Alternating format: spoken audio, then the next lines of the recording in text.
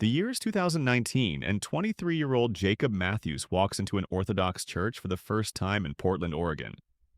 He's wearing ripped jeans and a vintage Nirvana t-shirt, his arms covered in tattoos depicting Norse mythology. He's come from a world of craft beer, indie music festivals, and progressive politics. Within 18 months, he'll be wearing liturgical vestments, fasting on Wednesdays and Fridays, and prostrating himself before ancient icons in a tradition that hasn't changed in over 1,000 years. Jacob isn't alone. Behind him stands a wave of young Americans, roughly 100,000 in the last decade, walking through the same doors, making the same inexplicable journey from the hypermodern world into the most ancient form of Christianity still practiced today. Something extraordinary is happening in America, and nobody saw it coming. Not the demographers, not the religious scholars, not even the Orthodox churches themselves, many of which have spent the last century serving as quiet ethnic enclaves for Greek, Russian, Serbian, and Antiochian immigrants. The pews that once echoed with the whispers of elderly babushkas are now filling with millennials and Gen Z converts who've never heard a word of Church Slavonic in their lives, who couldn't point to Constantinople on a map 6 months ago, who grew up in worlds as far from Byzantine Christianity as Earth is from Mars. The numbers are staggering, and they tell a story that contradicts everything we thought we knew about religion in modern America. While mainline Protestant churches have hemorrhaged nearly 5 million members since 2000, while Catholic churches are closing at a rate of one per week, Orthodox Christian parishes in the United States have seen a growth rate of nearly 14%, with some jurisdictions reporting that conversions now outnumber births in their communities. The Antiochian Orthodox Christian Archdiocese alone chrismated over 35,000 converts between 2000 and 2020. The Orthodox Church in America reports that in certain dioceses, converts comprise up to 70% of all new members. These aren't people drifting from one Protestant denomination to another.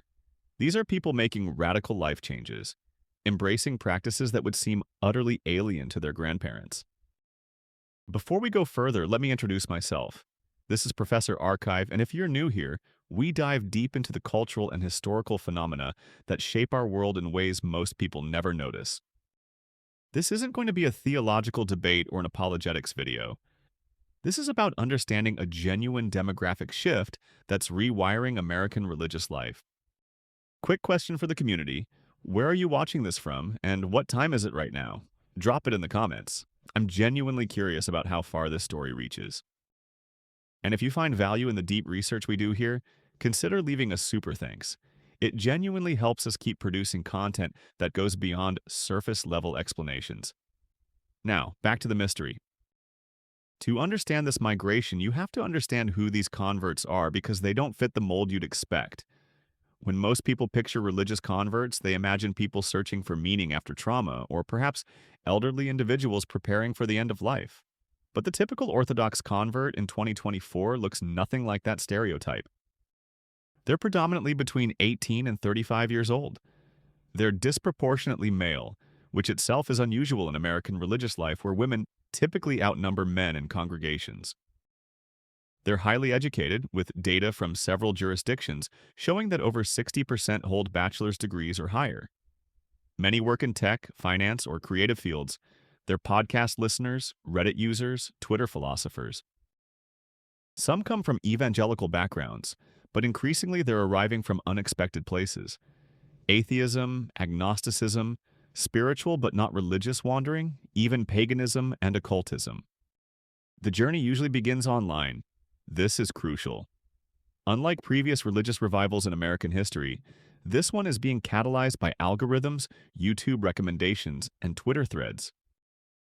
A young man searching for fitness content finds his way to discussions of asceticism.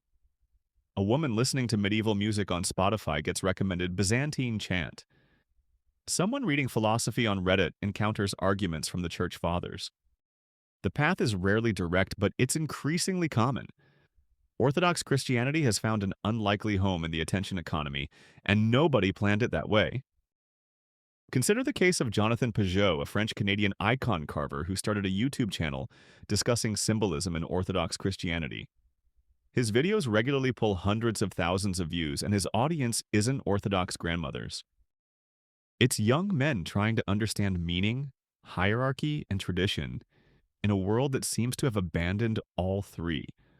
Or look at the podcast The Lord of Spirits by Father Andrew Stephen Damick and Father Stephen DeYoung, which regularly charts in the top religion podcasts on Apple, despite discussing topics like ancient cosmology and angelology that should, by all conventional wisdom, appeal to absolutely nobody under 60. But here's where it gets interesting. These converts aren't just discovering orthodoxy online, they're discovering it as an answer to specifically modern problems. To understand this, we need to talk about what these young people are running from, because it's just as important as what they're running toward. The world that millennials and Gen Z have inherited is one of unprecedented material comfort combined with unprecedented spiritual vertigo. They've grown up in a culture of infinite choice where every belief, every identity, every value is presented as equally valid and equally arbitrary. You can be anything, which paradoxically means you aren't really anything. They've lived their entire conscious lives online, where community is both omnipresent and utterly shallow, where you can have 10,000 followers and zero real friends. They've been raised in churches, if they were raised in churches at all, that constantly revised their doctrines to stay relevant, that replaced liturgy with light shows that seemed more interested in being cool than being true. Father Josiah Trenum, a former Protestant pastor who converted to Orthodoxy in the 1990s, and now leads a parish in Southern California with over 900 members, many of them young converts, puts it this way. These young people are exhausted by choice. They're drowning in relativism. When they discover a church that says, this is the faith once delivered to the saints, and it doesn't change based on the Supreme Court's latest ruling or the newest findings in gender studies, something in them relaxes. It's not the relaxation of intellectual laziness. It's the relaxation of finding solid ground after swimming in the ocean. The statistics back this up in unexpected ways. A 2023 survey of Orthodox converts under 35 found that 83% cited unchanging tradition as a primary attraction to the faith. 79% mentioned authentic worship. 74% referenced connection to ancient Christianity. These aren't people looking for a hipper church. They're looking for the opposite. They want weight, gravity, history, things their culture has systematically denied them. Let's get specific about what they're finding. When a typical young convert walks into an Orthodox liturgy for the first time, nothing is familiar. There are no guitars, no drum kits, no projection screens with lyrics. Instead, there's incense so thick you can taste it. Icons covering every wall depicting saints with strange proportions and gold leaf halos. Priests in ornate vestments that wouldn't look out of place in a Byzantine court. The service is long, often 2 hours or more. There are no chairs in many churches. You stand the entire time, occasionally prostrating yourself on the ground. The prayers are ancient, many dating back to the 4th and 5th centuries. The music is a cappella chant that sounds like it's emanating from another dimension of time. Everything about it screams outdated. It should repel modern young people. Instead, they're showing up in numbers that are causing parking problems at churches that haven't had parking problems in decades. Abigail, a 26-year-old convert from Seattle, describes her first liturgy. I'd been to churches before. My parents were sort of generic Christians, the kind who went on Christmas and Easter. Those services always felt like bad TED Talks with singing. But walking into this Orthodox church, it was like I'd found a door to Narnia hidden in the back of my apartment building. Everything was strange and beautiful and utterly unconcerned with being relevant to me. Nobody was trying to sell me anything. Nobody was trying to be my friend. They were just worshiping God the way Christians have worshiped for 2,000 years. I started crying and I didn't even know why. That phrase, utterly unconcerned with being relevant, comes up again and again in convert testimonies. These young people have been marketed to their entire lives. Every institution they've encountered has bent over backward to accommodate them, to speak their language, to meet them where they are. The Orthodox Church does the opposite. It stands still and says, "Come here, become this."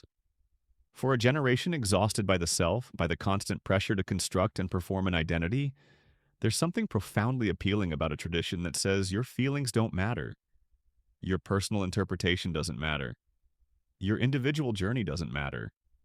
What matters is subordinating yourself to something infinitely larger and older than you. But there's another element at play, one that's harder to quantify but impossible to ignore once you start talking to these converts. Many of them describe orthodoxy as offline religion or analog faith in a digital world.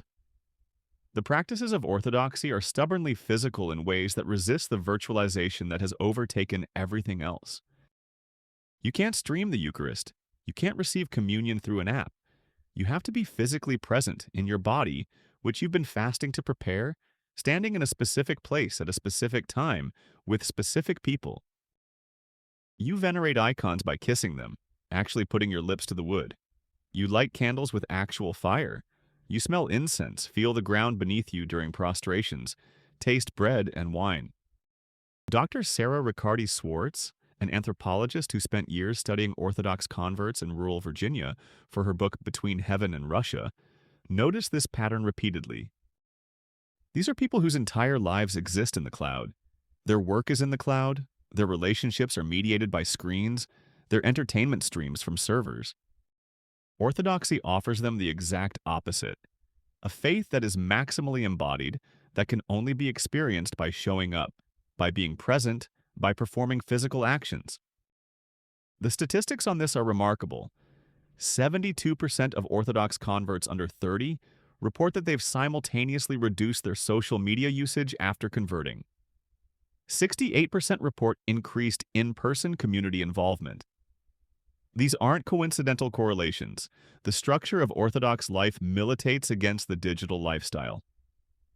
When you're fasting from meat and dairy on Wednesdays, Fridays, and during 4 major fasting seasons comprising nearly half of the year, when you're attending Vespers on Saturday evening and liturgy on Sunday morning, when you're keeping a prayer rule that involves physical prostrations, you can't live the frictionless digital life of the typical young American. You're constantly being pulled back into material reality. Now here's where the story takes an unexpected turn, one that makes this phenomenon more complex than a simple return to tradition narrative. Many of these young converts aren't traditionalist in the way you might expect. They're not all political conservatives, though some are. They're not all coming from religious backgrounds, though some are. What unites them is something stranger and harder to categorize. They're what you might call postmodern in their thinking. People who have lived through the deconstruction of all meaning and decided that the deconstructors were wrong, but who can't simply go back to naive belief either. Take the case of Michael, a 29-year-old software engineer from Austin who converted in 2021. His path to orthodoxy ran through evolutionary psychology, Nietzsche, Jordan Peterson lectures, Bronze Age pervert Twitter, obscure philosophy podcasts, and finally medieval Christian mysticism. I spent my early 20s as a Reddit atheist, he explains. I could demolish any religious argument, but then I started noticing that all my atheist friends were miserable. Not sort of unhappy, clinically devastatingly miserable. No families, no communities, no meaning beyond consuming products and media. I started wondering if maybe being right about God's non-existence wasn't actually the highest good.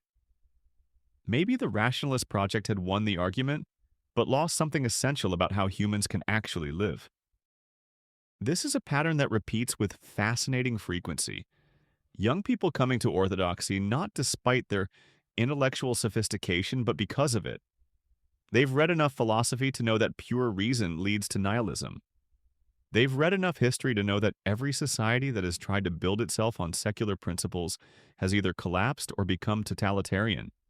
They've read enough psychology to know that humans are not primarily rational creatures, but beings who need myth, ritual, and transcendent meaning to function. So they're making what they describe as a pragmatic decision to embrace a tradition that treats truth as something revealed rather than something constructed, something received rather than something reasoned to. The Orthodox Church, for its part, has been almost comically unprepared for this influx. These are institutions that have spent centuries serving immigrant communities, where the liturgy was as much about preserving ethnic identity as about worship. Many parishes still conduct services partially in Greek, Slavonic, or Arabic. The assumption had always been that Orthodoxy was too ethnic, too foreign, too difficult for Americans to ever adopt in significant numbers. Father Timothy, a priest at a formerly Greek parish in Ohio, describes the shock. In 2010, we had maybe 120 members, almost all over 50, almost all either Greek immigrants or their children. We were planning for closure, honestly. Then around 2015, these young people started showing up. White kids, black kids, Asian kids, Hispanic kids, none of them Greek. They'd read about Orthodoxy online or heard about it from a friend. Now we have 350 members and we've had to add a second liturgy on Sundays. We're chrismating 15 to 20 converts a year. It's like the church is being reborn, but into a completely different form. This cultural collision between Old World ethnicity and New World converts creates fascinating tensions. Some ethnic Orthodox worry that converts don't understand the cultural package that, for them, is inseparable from the faith. Some converts, meanwhile, complain about ethnocentrism and wish the church would fully embrace its new American identity. Yet somehow, this tension seems to be productive. The ethnic Orthodox provide stability and historical continuity. The converts provide energy and evangelistic zeal. Together, they're creating something genuinely new in American religious life. But we need to address the elephant in the room, the factor that makes many observers uncomfortable about this Orthodox boom: the gender dynamics. Orthodoxy is, by modern standards, radically patriarchal. Only men can be priests. The liturgy refers to God exclusively with male pronouns and imagery. Women cover their heads in many parishes. The prayers include language about wives submitting to husbands. For observers steeped in progressive values, this should be a deal breaker, especially for young converts who've grown up in the most gender egalitarian moment in human history. Yet women are converting in significant numbers, if fewer than men. And their explanations for why are more complex than simple capitulation to patriarchy. 28-year-old Elena, who converted from a progressive Presbyterian background, puts it this way: I was raised in a church that bent over backward to tell me I could be anything, do anything, that there were no differences between men and women except socially constructed ones. But I always felt like that was a lie, that it was actually patronizing. Orthodoxy doesn't tell me I can be a priest, but it also doesn't tell me I have to compete with men, that I have to enter the male world and succeed on male terms to have value. It honors motherhood and feminine qualities without turning them into weaknesses. In the modern world, women are just men who can have babies. In Orthodoxy, femininity is actually sacred. This is controversial territory, and the point here isn't to adjudicate who's right. It's to note that these young converts are often embracing aspects of Orthodoxy that mainstream culture considers retrograde, and they're doing so thoughtfully, not out of ignorance. They've lived in the egalitarian world, and they're choosing to leave it. Whether that's liberation or delusion depends on your perspective, but it's undeniably happening. There's another factor we need to discuss: the political dimension. Much has been made in media coverage about the connection between the Orthodox convert boom and right-wing politics. It's true that some high-profile converts have been politically conservative or even far-right, but the actual picture is more complicated. Surveys of young Orthodox converts show a political distribution that's surprisingly diverse, with representation across the spectrum from Bernie Sanders supporters to Trump voters, though with fewer progressives than you'd find in mainline Protestantism and fewer conservatives than you'd find in evangelical churches. What's more interesting is that many converts describe Orthodoxy as an escape from politics, not an expression of it. In a culture where everything has been politicized, where your grocery shopping and your streaming subscriptions are supposed to reflect your political identity, where churches themselves have often become just another venue for partisan warfare, Orthodoxy offers something different. It predates America's political categories. It predates the Enlightenment, capitalism, socialism, liberalism, conservatism. It simply doesn't fit into the left-right spectrum that dominates American discourse. Father Andrew, a priest in Northern California with a parish that's probably 60% converts, explains, "We get people from all over the political map. And you know what? In liturgy, it doesn't matter. Nobody's wearing political t-shirts. We're not discussing policy. We're receiving communion together, praying together, participating in something that Christians were doing when America was just a gleam in Columbus's eye. For people exhausted by our politicized culture, that's profoundly refreshing." But here's the darker edge to this story, the part that should concern observers even if they're sympathetic to religious revival.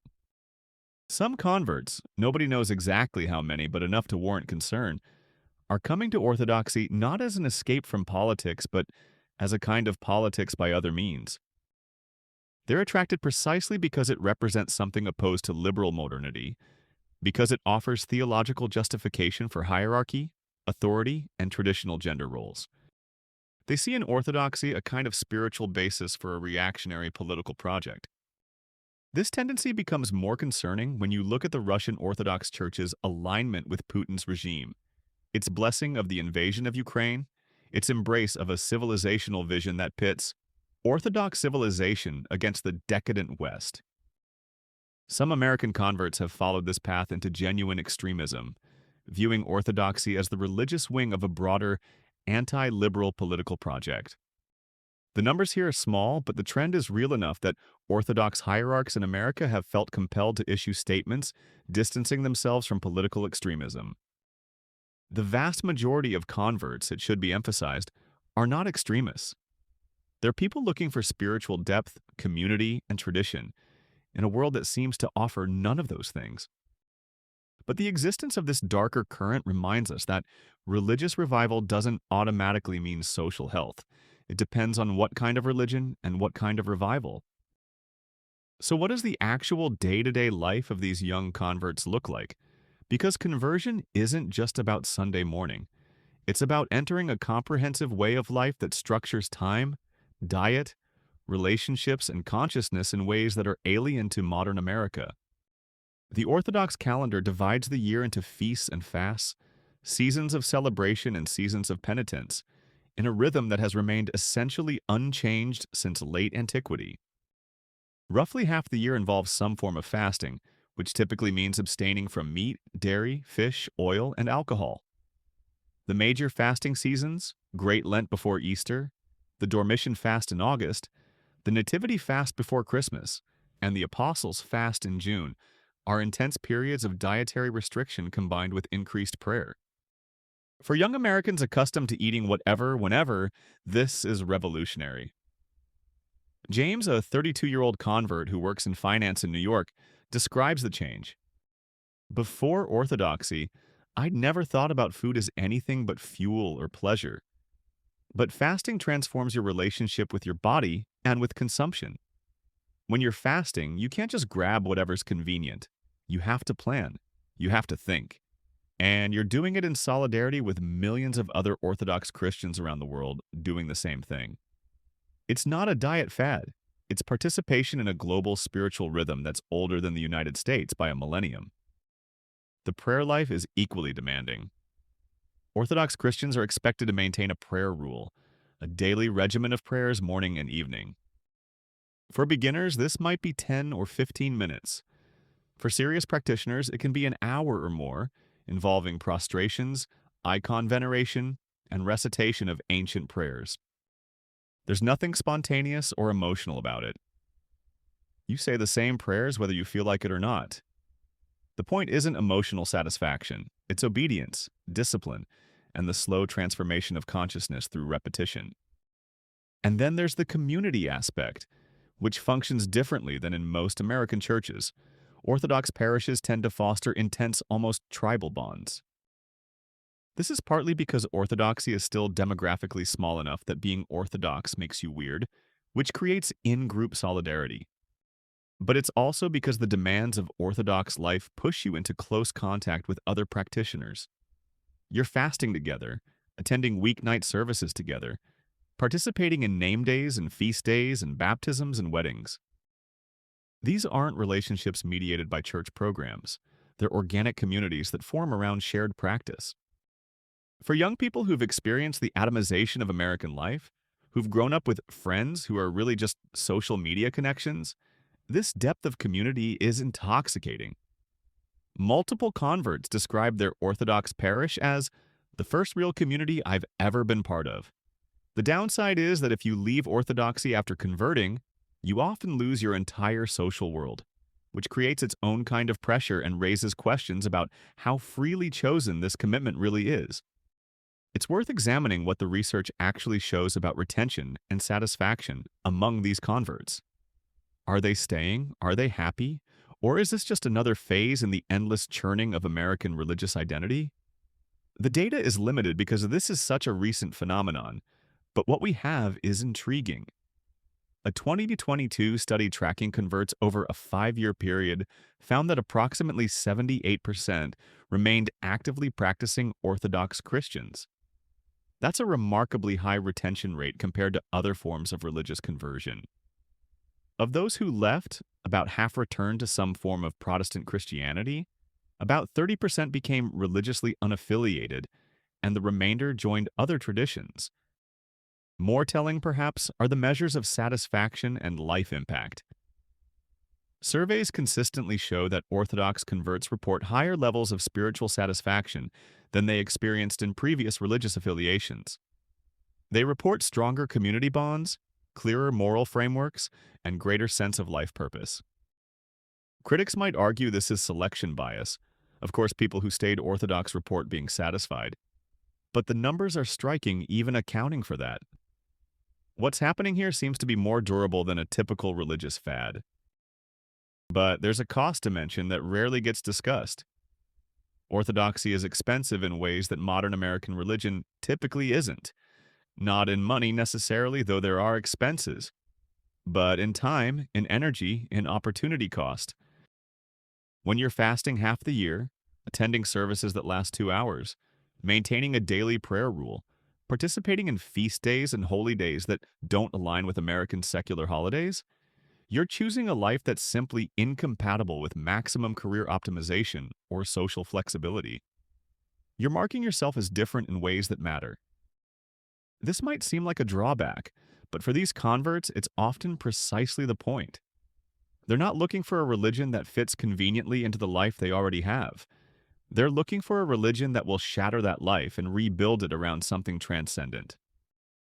In a culture that celebrates frictionless existence, they're choosing maximum friction. In a culture that worships convenience, they're choosing difficulty. And they describe this not as masochism, but as liberation. Liberation from the tyranny of the self, from the exhaustion of infinite choice, from the shallow life of optimized comfort. The broader implications of this trend are only beginning to become clear. If 100,000 young Americans have already made this journey, and if the trend is accelerating rather than plateauing, we might be witnessing the early stages of a genuine religious realignment in American life. Not Orthodox Christianity conquering America, it's still less than 1% of the population. But Orthodoxy might be the vanguard of something larger, a return to what sociologist Philip Reif called thick religion. Religion that makes comprehensive claims and demands, as opposed to the thin religion of therapeutic spirituality that has dominated American religious life for the past 50 years. This shift has implications beyond religion. If significant numbers of young, educated, culturally engaged Americans are choosing hierarchical, traditional, demanding religious communities over the cafeteria spirituality of boomer religion, that suggests something about where Western culture might be heading. The progressive assumption that history moves inexorably toward greater individualism, greater liberation from tradition, greater fluidity in all categories, that assumption might simply be wrong. Or at least, it might have limits. There might be a point at which the deconstruction of tradition creates such vertigo, such existential terror, that reconstruction becomes necessary even if the old traditions can never be perfectly recovered. This doesn't mean we're heading for a new Christian Dark Ages or anything like that. The numbers simply don't support that kind of dramatic claim. But it might mean that the future of Western culture is more religiously diverse, more ideologically contested, more genuinely pluralistic than the secular liberals of the 1990s imagined. The assumption was that as education increased and information became democratized, religion would naturally fade into quaint irrelevance. Instead, we're seeing educated young people with unlimited access to information choosing one of the most obscure, demanding, pre-modern forms of Christianity available. The Orthodox hierarchs themselves remain divided about what this all means. Some view the convert boom as an unalloyed blessing, a sign that Orthodoxy has something vital to offer modern people. Others worry that converting too quickly, without proper catechesis, creates a kind of orthodoxy light that misses the depth of the tradition. There are concerns about converts imposing their own cultural baggage onto orthodoxy, about political extremism, about losing the ethnic and cultural heritage that has preserved orthodoxy through centuries of persecution. Father John, a Greek Orthodox priest whose family has been Orthodox for generations, expresses a common ambivalence. I'm thrilled to see young people discovering the faith, but sometimes I worry they're discovering an idea of orthodoxy, a kind of theoretical perfect church, rather than the messy, human, very imperfect actual church. Real orthodoxy isn't just liturgy and fasting and beautiful theology. It's also jurisdictional disputes and ethnic prejudices and boring administrative meetings. It's getting annoyed at the same people every Sunday for years. It's showing up when you don't feel like it, when the music is off key, when the sermon is terrible. I hope these converts are ready for that reality. This is a fair concern, and it points to one of the key questions about this movement's durability. Converting is easy, relatively speaking. It's romantic, exciting, the beginning of an adventure. Staying converted, remaining orthodox when the initial enthusiasm fades and you're just living an ordinary life in an ordinary parish with ordinary annoyances, that's harder. That's where the real test comes. Yet what's striking is how many of these converts have already passed through that disillusionment phase and remained committed. They're now the ones serving on parish councils, teaching Sunday school, bringing their own children to be baptized. They're being woven into the actual fabric of Orthodox life, not as visitors or tourists, but as full participants. The convert boom of 2010 to 2020 is producing the Orthodox parents and priests of 2030 to 2040. What would it look like if this trend continues? Imagine an America in 2040 where Orthodox Christianity has grown to 3 or 4 million adherents, where Orthodox parishes exist in every major city, where Orthodox schools and monasteries and cultural institutions are normal parts of the landscape. That's not an implausible scenario if current growth rates continue. It would represent a genuine diversification of American Christianity, a tradition that didn't arrive with the Pilgrims or through revivals on the frontier, but through the strange alchemy of internet culture and spiritual hunger in the early 21st century. Of course, trends can reverse. What goes up can come down. The religious landscape is littered with movements that seemed unstoppable until suddenly they weren't. But there's something about this particular phenomenon that suggests staying power. It's not driven by a single charismatic leader who could fall from grace. It's not tied to a specific political movement that could lose elections. It's not based on emotional experiences that could fade. It's rooted in something more fundamental, a liturgical and sacramental life that has survived empires rising and falling, cultures transforming, technologies revolutionizing human existence. It survived the fall of Rome. It survived the Islamic conquest. It survived the Mongol invasions. It survived Soviet communism. It might survive the algorithmic age too. For those watching this who aren't religious, who find the whole phenomenon baffling or concerning, I'd invite you to sit with the discomfort of not understanding something.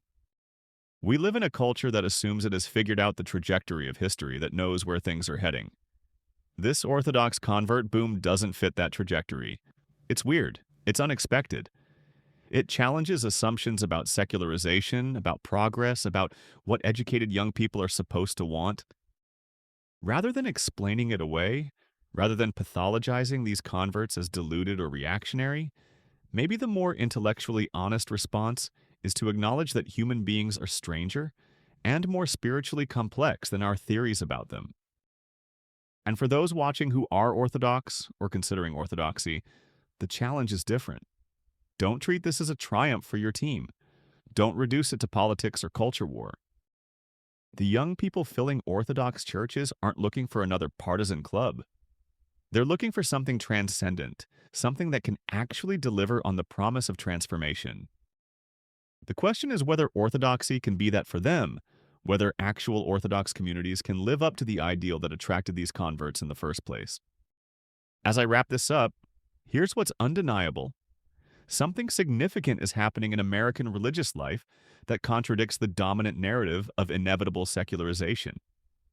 Young Americans, educated and culturally engaged, are choosing an ancient form of Christianity that makes radical demands on their lives. They're choosing mystery over clarity, tradition over innovation, subordination to a greater whole over individual autonomy.